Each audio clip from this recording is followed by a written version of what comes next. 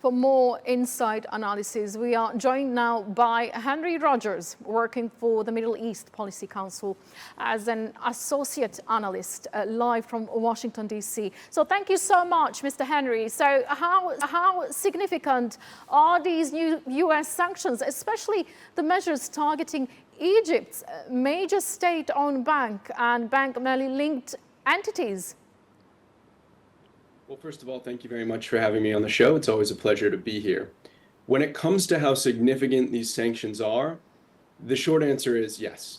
Damage against the Iranian economy has been one of the most effective parts of the US campaign, if not the part that has been the most effective. When you look at the kinetic action, which Iran has been extremely resilient against, pressure against the Iranian economy has been very powerful as a diplomatic pressure tool for the Americans.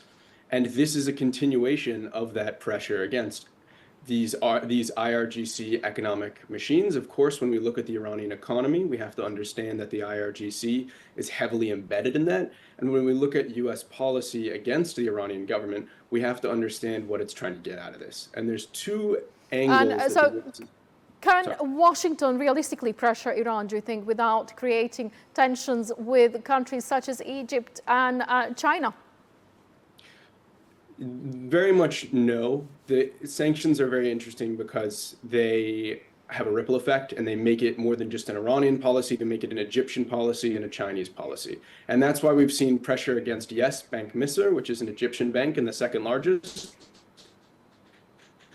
But we've seen it against the UAE branch, and it'd be a continuation of that UAE economic pressure against the Iranians with ties. And that's why we haven't seen anything, we haven't seen a relatively spike in pressure with Chinese sanctions, and that's because the US is calculating how to make concessions against the Chinese government and therefore bring about changes against the Chinese-Iranian relationship, but it can't do that without stepping on those toes. It needs to build out and figure out its framework with the Chinese before it does that. And the US says it has cleared Iranian sea mines from Hormuz. So does this strengthen, do you think, Washington's position over the waterway? The short answer, yes, it does strengthen Washington's position. But this is really a signaling action. Yes, of course, this is kinetic military action against sea mines. But this is very much signaling the Iranians, you're not able to monopolize the strait, you're able to menace the strait, and the US wishes to prevent that.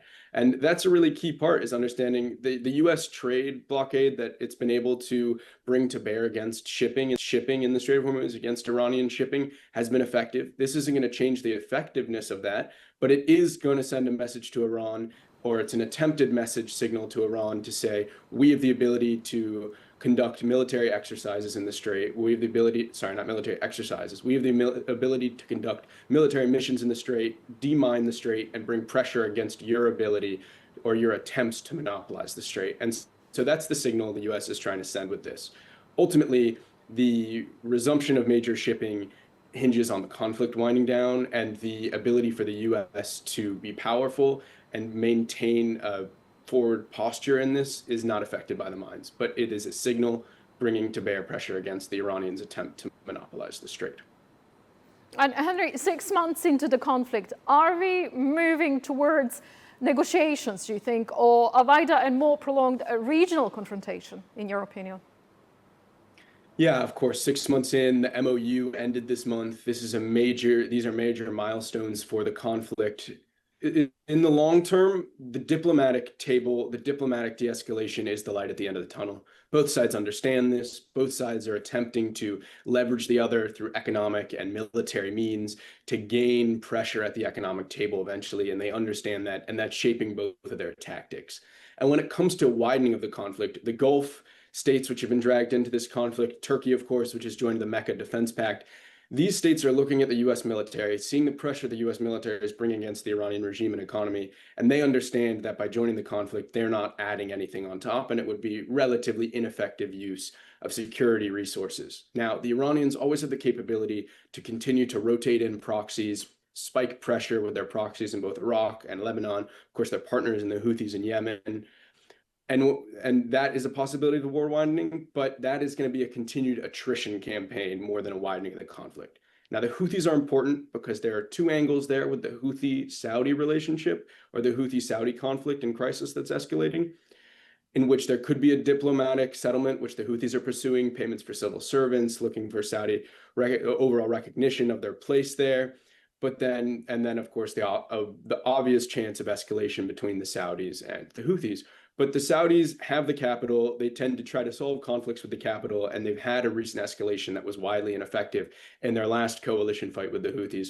And all those pieces put together, the likelihood of an eventual diplomatic runoff, a diplomatic de-escalation, if you will, between those two groups, and a less likely escalation. So overall, it's going to be a diplomatic de-escalation. It's a little bit of ways away, but a larger widening is not really in anyone's cards right now. Many thanks, Henry, indeed, for being with us this evening.